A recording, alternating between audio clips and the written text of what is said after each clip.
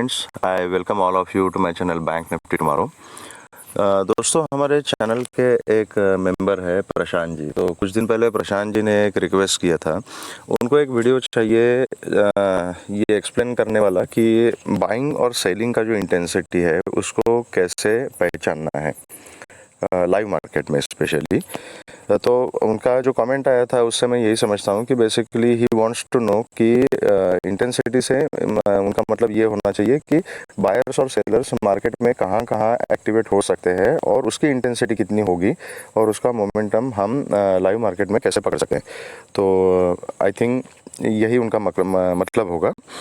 तो देखिए, मैं कोई बहुत बड़ा ट्रेडर तो हूँ नहीं, बहुत बड़ा एनालिस्ट तो हूँ नहीं, थोड़ा बहुत अपने चार्ट के ऊपर एनालिसिस करता हूँ। तो जितना मुझे बहुत कम जो भी 0.1% मार्केट समझ में आता है उसके बेसिस पे मैं कुछ बताने की कोशिश करूँगा। तो लेट्स डिस्कस कि इसको लाइव मार्केट में हम कैसे एनालाइज कर सकते हैं। ठीक है, तो बाइंग या सेलिंग का प्रेशर, देखो मार्केट में दो ही लोग होते हैं, एक बायर्स होते हैं, एक सेलर्स होते हैं। बायर्स का काम होता है मार्केट को ऊपर लेके जाना और सेलर्स का काम होता है मार्केट को नीचे लेके आना। इन सिंपल वर्ड्स हम वीडियो को बहुत सिंपल रखेंगे और सिंपल टर्म्स में समझने की कोशिश करेंगे कि बाइंग और सेलिंग मार्केट में कैसे चल रहा है, उसका प्रेशर कैसे बिल्डअप हो रहा है। ठीक है, तो जब लाइव मार्केट में आप उसका प्रेशर जब गेज करने की कोशिश करते हो, एनालाइज करने की कोशिश करते हो, तो सबसे इम्पॉर्टेंट जो पॉइंट है दैट इज़ दी ट्रेंड। ठीक है, यहाँ पे मैंने लिखा हुआ है ट्रेंड कि ट्रेंड अगर अप ट्रेंड चल रहा है, जैसे ये सामने वाला चार्ट देख लीजिए, इसमें ये अभी अप ट्रेंड है। ओके, अप ट्रेंड का मतलब क्या है? मार्केट ऊपर की तरफ क्यों कब भागता है? जब बायर्स उसमें अपना पावर लगाते हैं, बाइंग ज़्यादा होती है, बायर्स डोमिनेंट होते हैं, तब वो मार्केट को ऊपर लेके जाते हैं, मतलब प्राइस को ऊपर लेके जाते हैं हेवी बाइंग करके। ठीक है, तो वहाँ पे जब अप ट्रेंड चल रहा है तो जाहिर सी बात है कि उसमें बायर्स का प्रेशर ज़्यादा होगा, बाइंग की इंटेंसिटी वहाँ पर ज़्यादा होगी। ओके, अभी लेकिन कोई भी मार्केट जो होता है वो एक लाइन में ऊपर या एक लाइन में ऐसे स्ट्रेट नीचे आता है क्या? हो ही नहीं सकता। ठीक है, जब मार्केट ऊपर जाता है तो बायर्स पावरफुल होते हैं, जब नीचे आता है तो सेलर्स पावरफुल होते हैं। लेकिन फिर भी मार्केट ऊपर जाएगा, थोड़ा करेक्शन लेगा, ऊपर जाएगा फिर करेक्शन लेगा, नीचे आते समय नीचे आएगा फिर करेक्शन लेगा, फिर नीचे आएगा फिर करेक्शन लेगा। ठीक है, तो इसको क्या बोलते हैं? ये ट्रेंड, अलोंग द ट्रेंड जाने वाली जो लाइन है उसको हम इम्पल्स बोलते हैं, राइट। और जो इम्पल्स में थोड़ा बहुत जो प्रॉफिट बुकिंग आता है वो होता है करेक्शन। उसके बाद फिर ट्रेंड कंटिन्यू हो जाता है, वो इम्पल्स बन जाता है, फिर उसका करेक्शन आ जाता है। नीचे आते समय वही होता है, नीचे आने में डाउन ट्रेंड जब मार्केट का चल रहा है तो नीचे आने वाला इम्पल्स होता है, ऊपर जाने वाला उसका करेक्शन होता है, फिर इम्पल्स होगा फिर करेक्शन होगा। इस तरीके से मार्केट हमेशा मूव करती है। इसके अलावा अगर मार्केट की जो मूवमेंट होगी वो साइडवेज मूवमेंट होती है, राइट। कंसोलिडेशन बोलते हैं उसको। जैसे यहाँ पर देखिए, यहाँ इस एरिया में 10-12 दिन मार्केट ने कंसोलिडेशन किया था, यहाँ पर किया था। तो इस एरिया में क्या होता है कंसोलिडेशन में कि यहाँ पर बायर्स और सेलर्स दोनों भी है, उनका थोड़ा सा न्यूट्रल व्यू चल रहा है। पूरी तरह से पूरी ताकत से कोई भी मार्केट में प्राइस को ऊपर या नीचे लेके नहीं जा रहा है। ठीक है, तो that is why consolidation is happening over there, right. तो trend is a important indicator of buying and selling का इंटेंसिटी, राइट। तो जब मार्केट में अप ट्रेंड आ रहा है तो बायर्स का इंटेंसिटी ज़्यादा है। ओके, एक मिनट होल्ड कीजिए, मेरा नेटवर्क का कुछ फिर से गड़बड़ हो गया लगता है। Okay, now it's okay. तो अब हम पहले बात करते हैं अप ट्रेंड की। आप अप ट्रेंड में बैठे हो, यहाँ पर कंटिन्यूसली बायर्स आ रहे हैं। ओके, तो जब आप, इसीलिए हम स्ट्रेटेजी क्या बनाते हैं बाइंग के लिए? बाय ऑन डिप, मतलब अप ट्रेंड में बाय ऑन डिप हम बोलते हैं। क्यों? क्योंकि जिस साइड में प्रेशर ज़्यादा होगा, जिस साइड में इंटेंसिटी ज़्यादा होगी, उस साइड में आपकी प्रॉफिट होने की प्रोबेबिलिटी बढ़ जाती है। ओके, अब मैंने बोला कि आपको ये इम्पल्सरी करेक्शन होता है। अब ये करेक्शन क्यों आता है? सिंपल सी बात है, जब आप यहाँ पे बॉटम पे आपने कुछ बाइंग किया है यहाँ पर, ठीक है, सपोज 100 रुपये की प्राइस है, यहाँ पर बाइंग किया, वो 150 की हो गई, तो definitely you would like to book some profit. तो बहुत सारे लोग प्राइस ऊपर जाने के बाद यहाँ पे थोड़ा सा प्रॉफिट बुक करेंगे, तो प्राइस नीचे आती है। नीचे आने के बाद फिर से यहाँ पे बाइंग की जाती है, 150 से 130 पे प्राइस आ गया, फिर से यहाँ पे बाइंग हो गई, और प्राइस ऊपर गई, 180 पे गई, वहाँ पर फिर से प्राइस में मतलब आपने प्रॉफिट बुक किया, प्राइस थोड़ा सा नीचे आ गया, फिर 140 हो गई, फिर ऊपर गई 200 तक चली गई, फिर थोड़ा सा प्रॉफिट बुकिंग किया, फिर 160 तक आ गई। तो इस तरीके से ये बाइंग, फिर थोड़ा प्रॉफिट बुकिंग, फिर बाइंग, थोड़ा profit booking, because of this logic ये इम्पल्स ऑन करेक्शन ये बनते जाते हैं। ओके, तो अगर आप ट्रेंड को पहचानोगे कि मार्केट कौन से ट्रेंड में काम कर रहा है, अगर ये अप ट्रेंड में चल रहा है तो आप बाइंग साइड में बैठना प्रेफर करोगे, क्योंकि जब भी बाइंग का प्रेशर आएगा तो that will be more intense than the sellers, क्योंकि trend it is along with the trend, you are going with the trend, it is always safe to go with the trend. अब उसमें जब आप trend के साथ जा रहे हो तो जो करेक्शन आएगा तो आपको पता नहीं कि वो कितना आएगा, वो 40 पॉइंट का आ सकता है, 60 पॉइंट का आ सकता है, 100 पॉइंट का आ सकता है। तो इसलिए जनरली जो ट्रेडिंग जानते हैं, जो एक्सपीरियंस्ड है, वो लोग क्या कहते हैं कि काउंटर ट्रेडिंग करना अवॉइड कीजिए, और अगर काउंटर ट्रेड करना भी है तो अपने टारगेट छोटे रखिएगा, क्योंकि ये जो अप ट्रेंड है, हमें पता है कि प्राइमरी ट्रेंड, आपका बेसिक ट्रेंड जो है वो अप चल रहा है।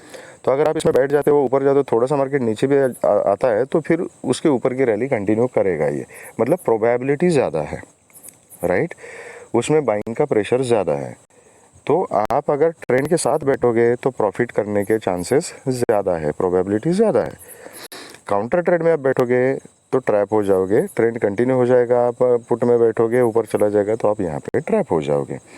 तो सबसे बेसिक चीज़ ये है कि जो ट्रेंड आपका चल रहा है उसकी इंटेंसिटी मार्केट में ज़्यादा होती है। तो ये बेसिक कंसिडरेशन अपने दिमाग में हमेशा फिक्स रखना है कि जो मार्केट में अभी ट्रेंड चल रहा है उसको आइडेंटिफाई कीजिए, उसकी इंटेंसिटी ज़्यादा होगी। अगर अप ट्रेंड चल रहा है तो बायर्स की इंटेंसिटी उसमें ज़्यादा होगी।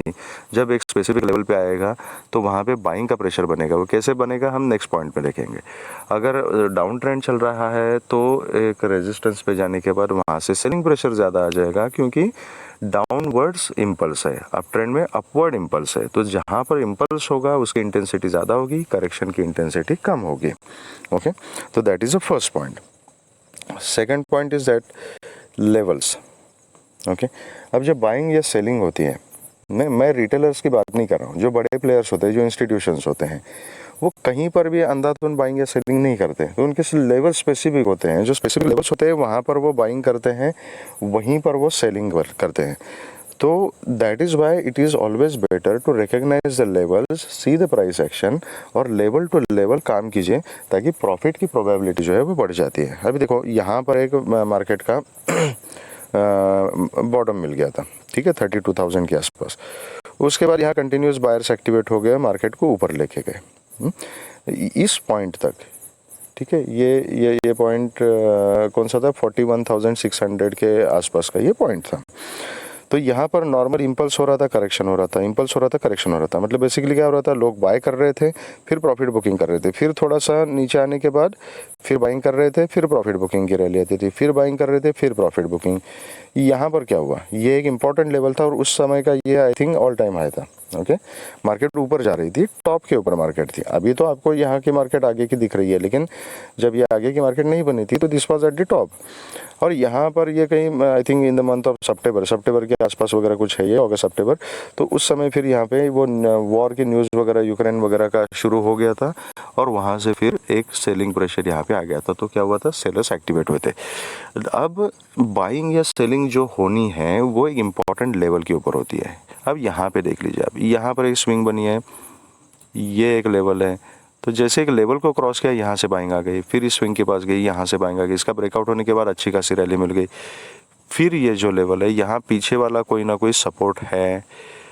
ओके, हिस्टोरिकल डाटा के ऊपर मार्केट रिएक्ट करता है। तो यहाँ पर एक डिप लेके यहाँ से फिर रैली दे दी, फिर एक इम्पॉर्टेंट लेवल था, ये टॉप बन गया था। यहाँ पे न्यूज़ आ गई। न्यूज़ कैसे काम करती है आगे देखेंगे। तो यहाँ से सेलर्स एक्टिवेट हो गए, लेकिन इस लेवल से एक्टिवेट हो गए। फिर प्रीवियस डेटा जो यहाँ पे था, सपोर्ट बना हुआ था, ये ट्रेंड लाइन बन रही थी, यहाँ से ही मार्केट ने रिएक्ट किया। यहाँ से फिर बायर एक्टिवेट हो गए और मार्केट को अपने ट्रेंड के साथ ऊपर लेके गए। ओके, तो लेवल्स मार्केट में इसी तरीके से काम करते हैं। तो जब आप अप ट्रेंड में बैठे हो, बाइंग कहाँ पर करनी है और प्रॉफिट बुकिंग कहाँ पर करनी है, ये level to level professional traders जो है वो डिसाइड करते हैं। बड़े प्लेयर जो है वो लेवल टू लेवल डिसाइड करते हैं, तो उनको पता होता है कि ये अगर बॉटम है, इसको मैं बॉटम समझता हूँ, यहाँ पे बाइंग होती है, तो मेरा टारगेट ये होना चाहिए, इस टारगेट के ऊपर मैं प्रॉफिट बुक करूँगा। उसके बाद आपको करेक्शन मिलेगा, फिर जो डीप आएगा स्विंग लो, इस लेवल के आसपास मैं बाइंग करूँगा, यहाँ से वो बाइंग करते ऊपर लेके जाते हैं। तो हम जो छोटे प्लेयर्स हैं, हमारा काम क्या है कि इन लेवल्स को प्राइस एक्शन देख के, चार्ट देख के आइडेंटिफाई करो, और उस लेवल के आसपास आने के बाद ही हमने बाइंग या सेलिंग के बारे में सोचना है। ठीक है, क्योंकि बीच में इसीलिए हम बोलते हैं कि रैंडम ट्रेडिंग से लॉस होता है। रैंडम ट्रेडिंग नहीं करना है, उसमें आप अपना रिस्क रिवॉर्ड रेशियो मैनेज कर सकते हो, स्टॉप लॉस आप ठीक से नहीं लगा सकते हो, टारगेट आपका डिफाइन नहीं कर सकते हो। लेवल टू लेवल काम करना है, क्योंकि जो बड़े प्लेयर्स है वो लेवल से काम करते हैं। अब आपको पता है कि ये एक इंपॉर्टेंट लेवल है, ये एक इंपॉर्टेंट लेवल है, यहाँ से बायर एक्टिवेट हुए थे, यहाँ से बायर एक्टिवेट हुए थे।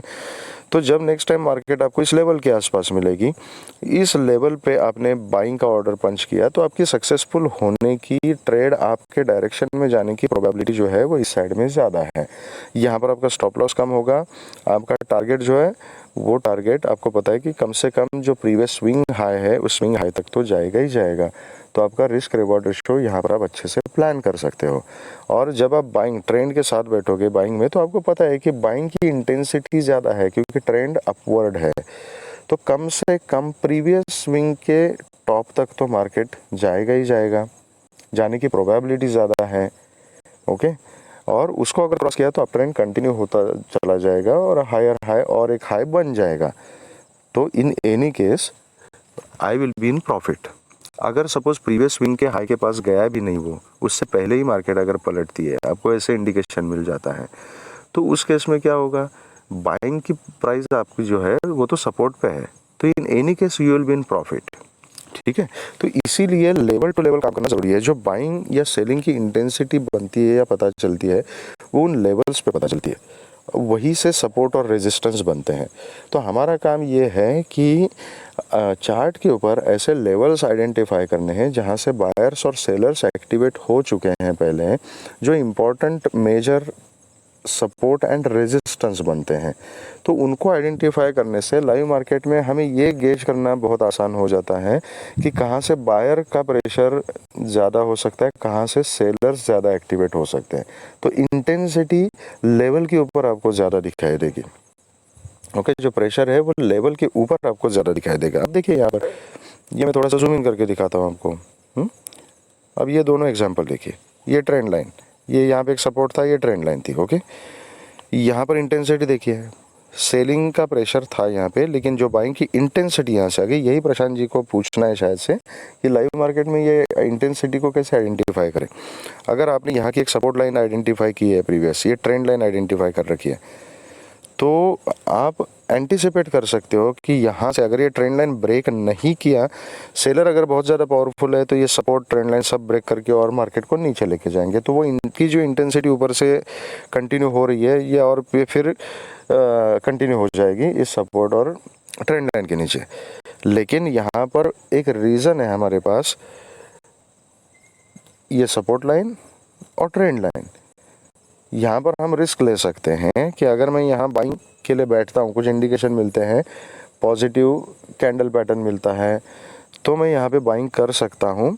सक्सेसफुल होने की प्रोबेबिलिटी मेरी ज़्यादा है, क्योंकि मेरा प्राइमरी ट्रेंड अप चल रहा था, ये बीच में करेक्शन आ गया था। ओके, यहाँ पे देखिए कैसे रेट किया है लेवल के पास। हम लेवल की बात कर रहे थे, तो लेवल पे देख लीजिए बाइंग की इंटेंसिटी कितनी है यहाँ पे। ओके, दूसरा एग्जाम्पल दिखाता हूँ, इसी ट्रेंड लाइन के ऊपर देखिए, यहाँ पर सेम, यहाँ करेक्शन आया था, सेलिंग का प्रेशर था, लेकिन बायर्स की इंटेंसिटी इस कैंडल में देख लीजिए आप, कितने पावरफुल यहाँ पे बायर्स थे। ठीक है, तो that is why these levels are very very very important. तो लेवल्स के आसपास आप गेज कर सकते हो कि वो सपोर्ट अगर है, तो सपोर्ट के पास बायर्स की इंटेंसिटी बढ़ने के चांसेस ज़्यादा है, बाइंग की इंटेंसिटी बढ़ेगी, पावर बढ़ेगी। जब रेजिस्टेंस के पास जाएगा मार्केट, तो रेजिस्टेंस पे सेलिंग की इंटेंसिटी बढ़ने की प्रोबेबिलिटी ज़्यादा है। Market works on probability. ठीक है, सपोर्ट एंड रेजिस्टेंस जो होते हैं वो ब्रेक करने के लिए होते हैं। जब एक रेजिस्टेंस ब्रेक होगा तभी तो अप ट्रेंड मार्केट का कंटिन्यू होगा। लेकिन जब ब्रेकआउट हो जाएगा तब आपको पता चलेगा कि बायर्स की इंटेंसिटी यहाँ पे ज़्यादा है, वो कंटिन्यू हो रही है। उसके बारे में हम कैसे आइडेंटिफाई करना है, ये पिछले वीडियो में हम डिस्कस कर चुके हैं। अच्छा खासा 20-25 मिनट हमने डिस्कस किया है कि ब्रेकआउट को हमने कैसे आइडेंटिफाई करना है यहाँ पे, ठीक है। तो उसको आप सुनिएगा फिर से। तो this is how market reacts on the levels. तो that is why in order to understand the intensity of buying and selling, we have to recognize the correct levels of support and resistance जहाँ पर market react करता है। फिर next चीज़ आती है news. Okay, अब news में क्या होता है, न्यूज़ एंड इवेंट, ये 2 पॉइंट है ना, सिमिलर है ऑलमोस्ट, लेकिन थोड़ा सा डिफरेंस है उसमें। न्यूज़ जो है वो आपको पता नहीं होती, एकदम से कहीं ना कहीं सडनली न्यूज़ आती है जो हमें पहले से पता नहीं है, और उसके ऊपर फिर मार्केट रिएक्ट करता है। और वहाँ से अगर सपोज मार्केट ऊपर जा रहा है, एकदम से न्यूज़ आ गई तो एकदम धड़ाम से मार्केट गिर गया नीचे, ऐसे बहुत बार हो सकता है। तो वो न्यूज़ आने के बाद ही पता चलता है, ठीक है। अगर आप चार्ट को फॉलो करते हो तो चार्ट के ऊपर आपको कुछ ना कुछ नेगेटिव इंडिकेशन मिल जाएगा, उस समय आपको अपने ट्रेड से बाहर निकलना पड़ेगा। इसीलिए सिस्टम में स्टॉप लॉस नाम की चीज़ होती है जो इम्पोर्टेंट होता है। बिना स्टॉप लॉस हमने काम नहीं करना है। क्यों नहीं करना है कि चाहे अपनी कितनी भी सेफ पोजीशन क्यों ना हो, आप ट्रेंड के साथ बैठे हो, अच्छे खासे प्रॉफिट में बैठे हो, लेकिन अगर पता नहीं कब कहाँ से कौन सी न्यूज़ आ जाए, ठीक है सॉरी, हम में से हर एक आदमी हमेशा टेलीविज़न के सामने बैठ के ट्रेडिंग नहीं करता, इतना टाइम नहीं होता लोगों के पास। या आप अपने किसी काम में व्यस्त हो, आपने न्यूज़ नहीं देखा, न्यूज़ फ्लो क्या चल रहा है आपको नहीं पता, एकदम से मार्केट ने रिएक्ट कर दिया, अच्छा खासा प्रॉफिट लॉस में कन्वर्ट हो जाता है। तो इसलिए स्टॉप लॉस का फंक्शन दिया हुआ है। तो न्यूज़ के ऊपर मार्केट रिएक्ट करता है। सपोज़ अगर एकदम से सडनली कुछ पॉजिटिव न्यूज़ मार्केट में आ जाती है, आपका मार्केट कंसोलिडेशन कर रहा है, थोड़ा सा नेगेटिव है, एकदम से रिबाउंस हो जाता है ऊपर, 1500 पॉइंट ऊपर चला जाएगा मार्केट, ऐसे हुआ है, ठीक है। आपका मार्केट ऊपर जा रहा है, एकदम से कोई नेगेटिव न्यूज़ आ गई, वहाँ से मार्केट ने रिएक्ट कर दिया और धड़ाम से 800-1000 पॉइंट मार्केट नीचे गिर गया। जैसे अभी रिसेंटली हमने देखी है गिरावट, पिछले 2-3 दिन से जो चल रहा है, it was news based, corona से रिलेटेड कुछ न्यूज़ आ गई, ग्लोबल क्यूज नेगेटिव थे, एकदम से मार्केट ने रिएक्ट किया और 1000-1500 पॉइंट गिर गया मार्केट नीचे, राइट। तो दिस इज़ हाउ न्यूज़ के ऊपर बाइंग या सेलिंग की इंटेंसिटी बढ़ती है। अगर न्यूज़ पॉजिटिव है, बहुत अच्छी है, तो बाइंग की इंटेंसिटी ज़्यादा होगी, अगर निगेटिव है तो सेलिंग की इंटेंसिटी ज़्यादा होगी। ओके, उसके बाद इवेंट अब क्या होता है, इवेंट न्यूज़ जैसे ही काम करता है, लेकिन इवेंट के बारे में पहले से जानकारी होती है, लेकिन जो इंटेंसिटी होगी वो इवेंट के रिजल्ट के ऊपर डिपेंड रहती है। जैसे फॉर एग्जांपल फेड की कोई मीटिंग है या आरबीआई गवर्नर का कोई स्टेटमेंट आने वाला है, आपको पता है, budget is the event, elections है देश में, ये कुछ इवेंट्स होते हैं। तो उसका जो रिजल्ट होगा, अभी आरबीआई गवर्नर का स्टेटमेंट जो है वो देश की इकोनॉमी के लिए पॉजिटिव होगा, मार्केट के लिए पॉजिटिव होगा, तो डेफिनेटली एकदम से बाइंग का प्रेशर आएगा। वो थोड़ा सा अगर नेगेटिव होगा कि इन्फ्लेशन बढ़ेगा, महंगाई बढ़ेगी, ये होगा वो होगा, ऐसे कुछ नेगेटिव स्टेटमेंट अगर है तो सेलिंग बढ़ेगी। सिंपल, ठीक है, हम सिंपल टर्मिनोलॉजीज में ये सब समझेंगे। वैसे ही फेड अभी यूएस मार्केट डाउ जोन्स है, that is a mother market. अगर फेड के चेयरमैन का कोई स्टेटमेंट है जो ग्लोबल इकोनॉमी के लिए पॉजिटिव नहीं है, बोला कि यूएस में रिसेशन आएगा तो बाकी दुनिया भर में भी रिसेशन आ सकता है, तो एक फियर, एक पैनिक क्रिएट हो जाता है सोसाइटी में, ठीक है। तो कोई भी रिस्क नहीं लेना चाहता निगेटिव न्यूज़ में, तो फटाफट लोग अपना अपना पोजीशन बुक करते हैं और सेल करते हैं, तो उससे सेलिंग की इंटेंसिटी बढ़ जाती है। ऑन द कॉन्ट्ररी, जब ये स्टेटमेंट्स, ये इवेंट के रिजल्ट जब पॉजिटिव होते हैं, तो ये एक खुशी की बात होती है सोसाइटी में कि इकोनॉमी के लिए पॉजिटिव चीज़ होती है, तो उस कंडीशन में लोग बाइंग ज़्यादा करते हैं, बाइंग की इंटेंसिटी ज़्यादा बढ़ती है। तो जब हमें पता होता है कि ऐसा कुछ इवेंट है आज के दिन, जैसे अगर आपने न्यूज़ में पढ़ा कि कल सुबह 10 बजे आरबीआई का स्टेटमेंट डिक्लेयर हो जाएगा, आरबीआई की पॉलिसी डिक्लेयर हो जाएगी, तो उस समय तक आप देखो, सुबह मार्केट खुलने के बाद 1-1.5 घंटा मार्केट जो है न्यूट्रल रिएक्ट करेगा, थोड़ा सा ऊपर नीचे करेगा, कंसोलिडेशन करेगा। जैसे ही वो स्टेटमेंट आ जाता है, स्टेटमेंट अगर पॉजिटिव है तो फटाक से उस रेंज का वो ब्रेकआउट करेगा और 500-600 पॉइंट की रैली ऊपर की तरफ दे देगा, ठीक है। तो अगर आप इस इवेंट के रिजल्ट के ऊपर ध्यान देते हो तो एक पॉजिटिव ब्रेकआउट के बाद आप इस ट्रेड में बाइंग कर सकते हो, आपको अच्छे खासे रिटर्न्स उसके मिल सकते हैं। तो जब आपको पता है कि एक कोई इवेंट प्लान्ड है स्पेसिफिक डेट पे, तो उस इवेंट के रिजल्ट के लिए वेट करो, जैसे पॉजिटिव नेगेटिव रिजल्ट होगा उसके हिसाब से आप अपना ट्रेड ले सकते हो। That is one of the strategies. ठीक है, अब ये सब चीज़ें तो ठीक है, लेकिन प्राइमरी क्वेश्चन है कि हमें ये लाइव मार्केट में कैसे पता चलेगा कि कौन से साइड में इंटेंसिटी बढ़ रही है। ओके, तो सबसे पहले जैसे मैंने आपको बताया था कि ट्रेंड आप आइडेंटिफाई करके रखो। इम्पॉर्टेंट सपोर्ट रेजिस्टेंस के जो लेवल है वो लेवल्स आइडेंटिफाई कीजिए, क्योंकि मार्केट रिएक्ट होगा उसी लेवल के पास रिएक्ट होगा।